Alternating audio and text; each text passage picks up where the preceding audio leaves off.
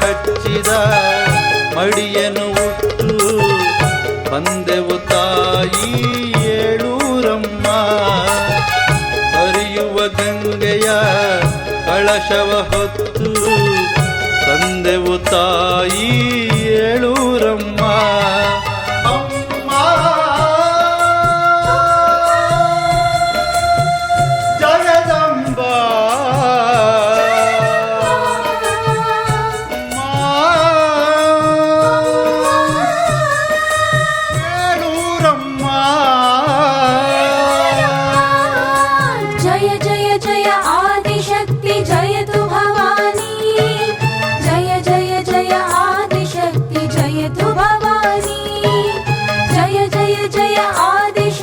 जय